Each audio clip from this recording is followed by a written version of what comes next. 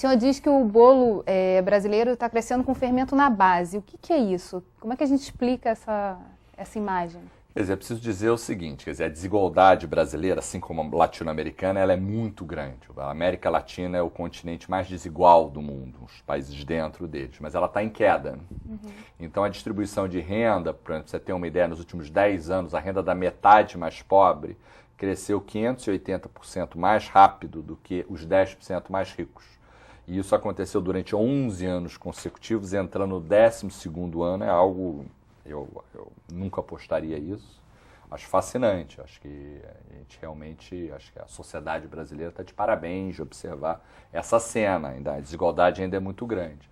Então se reflete a isso. Assim, se você olhar assim, as características da população, então, por exemplo, a renda no Nordeste cresceu 42%, no Sudeste cresceu 16%, sendo que no Maranhão, que era o estado mais pobre, cresceu 46%, em São Paulo, que era o mais rico, cresceu 7%. Então não é uma diferença de 40%, é uma diferença de 400%.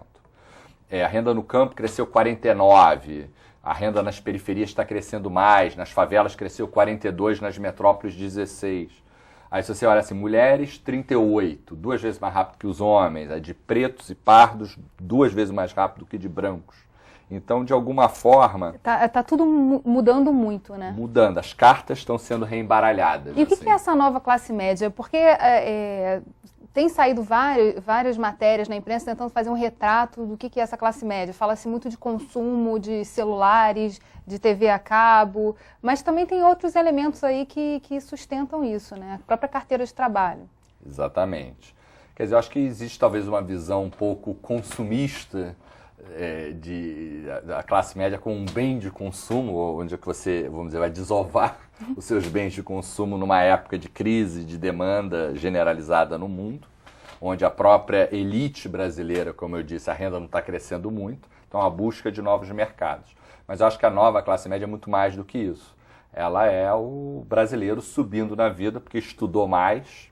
A educação no Brasil tem um nível horrível, tanto de quantidade como qualidade, mas é muito melhor ou menos ruim do que era há 20 anos atrás.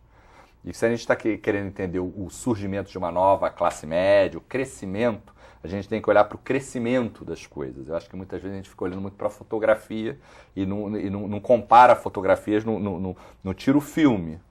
E eu acho que o brasileiro está subindo na vida porque trabalhou mais. Primeiro, as mulheres brasileiras tinham 6 filhos, agora tem 2. Cuidam melhor dos filhos, o Estado brasileiro cresceu, isso gera problema de carga tributária, que segura a economia, mas, por outro, provê serviços públicos. Gera um problema de previdência também, né? Gera um problema de previdência, acho que o Brasil poderia ser mais previdente em relação ao futuro, né? Mas eu acho que tem um dado estrutural. A gente construiu na pesquisa... quer dizer, primeiro uma classificação de classe, que a gente pode definir depois, mas analisou a sustentabilidade disso através do índice do produtor e do consumidor, usando a mesma métrica. Então, para minha surpresa, não era a minha aposta inicial, o índice do produtor, que reflete educação, trabalho, se o filho está na escola, se contribui para a previdência pública, privada, etc., ativos. O índice do produtor está crescendo muito mais do que o do consumidor, 38% a mais.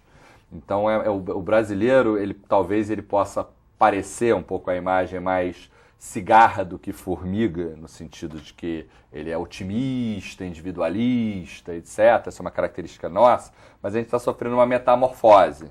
A gente está cuidando da educação, conseguindo carteira de trabalho. Até porque o mundo exige isso, né? A gente está no ano da Rio+20 e a sustentabilidade ela chama atenção para olhar a economia de uma outra maneira. Não é mais só consumo. Não dá para se relacionar mais assim com o mundo, né? Não, com certeza. Só que o que está acontecendo é o seguinte, o mundo exige isso, só que o mundo dentro... Tem uma situação meio paradoxal, que é o seguinte... a desigualdade do Brasil está caindo, a desigualdade do mundo está aumentando, quer dizer, a desigualdade dentro dos países está aumentando. Então, o Brasil está um pouco fora da sua trajetória passada e fora do que está acontecendo no resto do mundo, assim, nesse caminho do meio, a desigualdade caindo. Acho que o Brasil está melhor para os brasileiros. Eu sou um economista brasileiro, acho que ele está melhor para os brasileiros do que para os economistas. Por quê? Nós, economistas, olhamos muito para o PIB. O PIB brasileiro, como você mesmo disse, não é um espetáculo chinês de crescimento, não é nada disso. Mas é um espetáculo a preços populares, na base. Na base está crescendo que nem a China. Então acho que tem o próprio Obama, quando esteve aqui no Brasil, ele falou disso. Não, vocês são democracia, vocês, aqui perto, né? Vocês estão fazendo, a pobreza está caindo. Então acho que o exemplo brasileiro é um exemplo interessante. E essa nova classe média surge no Brasil como surge na Índia, na China, e são algo que eu tenho viajado muito por esses países. Só que lá ela surge a partir do topo. No Brasil ela vem da base, é um sujeito que era pobre e que subiu na vida. Aí você, indo na sua pergunta, fala, mas que classe média é essa? Até porque a gente está vendo, por exemplo, foi citado numa das matérias que eu li, 2 novelas que estão agora passando na Rede Globo, por exemplo, que falam dessa nova classe média, desses emergentes, do que é essa visão, né, do suburbano que ganhou mais dinheiro e que mais é arraigado lá nas suas raízes. Então é uma discussão muito complexa, na verdade, né? É muito complexa, mas eu acho que é difícil de entender desde cima, entendeu? Assim, vamos dizer, você olhando assim, um sujeito, a renda do sujeito era sei lá, R$1.000, passou para 1.500.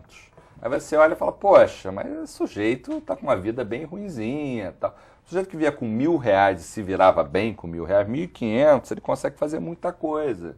Ele vai, bota algum computador em casa, bota o filho E esse acesso técnico. ao crédito, que foi a grande revolução também, né?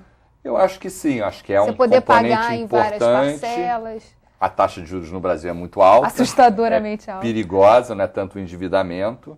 Mas eu acho que isso vamos dizer, até os programas sociais também desempenham um papel, mas eu acho que é papel coadjuvante.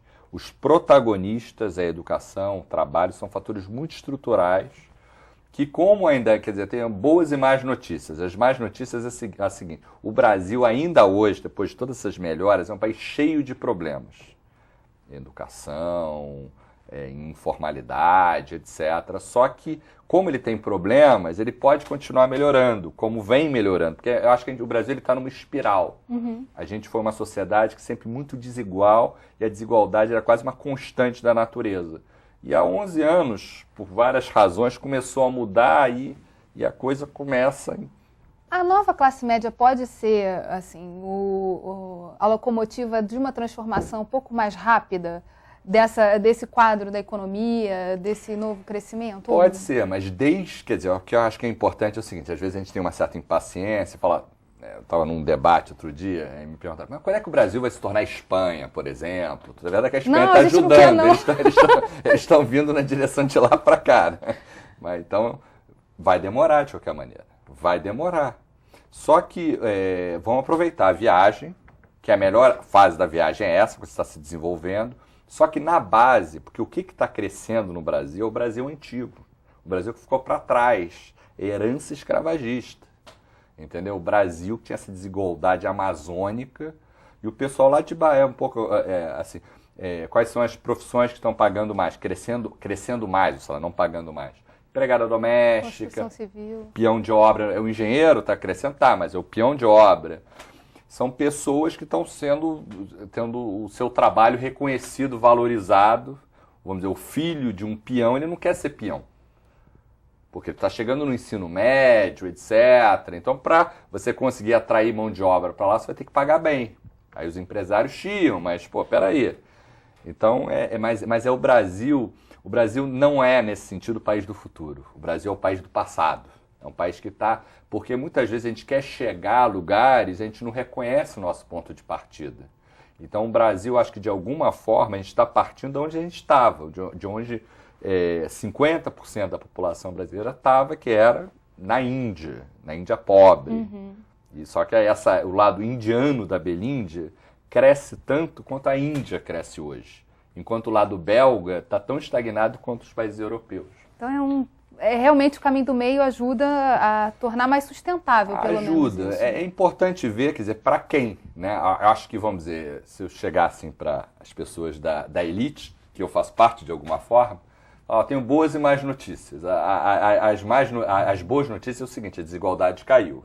as más notícias é que a tua renda está andando pouco. O povão é que a renda está subindo. Agora, como brasileiro, eu tenho assim, muito orgulho da nossa geração, acho que... E puxando essa visão da nova classe média, desse crescimento para o estado do Rio de Janeiro, essa transformação, a gente tem visto que a economia do Rio de Janeiro está num processo ascendente e os mega eventos estão ajudando a gerar um potencial aí de desenvolvimento muito grande, né? Desfazendo um pouco o quadro de estagnação que a gente assistia uns anos atrás. Como esse paradigma todo que a gente está construindo aqui, falando da nova classe média, está se refletindo na economia do Rio de Janeiro? E como o governo também está reagindo a isso? Quer dizer, o Rio de Janeiro está crescendo, a região metropolitana, onde a gente tem dados mais recentes, ou município, vale para os dois, ele está crescendo mais de 2 vezes mais rápido desde 2009 do que o conjunto de metrópoles. Isso é o que eu apelidei, talvez os governantes não gostem muito, de efeito olímpico. Desde que o Rio de Janeiro se tornou sede oficial da Olimpíada 2016, isso está acontecendo.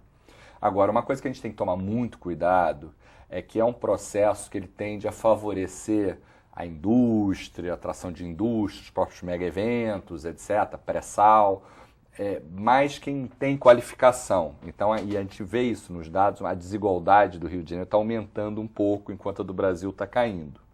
E aí é preciso o Estado, as cidades, entrarem com programas, como eu acho que são as UPPs sociais, as ações da assistência social do Estado, tem acompanhado bem isso. De promoção de acesso a essa nova... E até programas, assim, por exemplo, programa do Estado de Renda Melhor. A gente participou na Fundação no desenho desse programa. 1.050.000 pessoas no Rio de Janeiro recebem um benefício hoje, complementar ao Bolsa Família, custa pouco, mas aí tem uma parte que é também a poupança jovem, renda melhor jovem, etc. O município tem 700.000 pessoas que recebem o Família Carioca.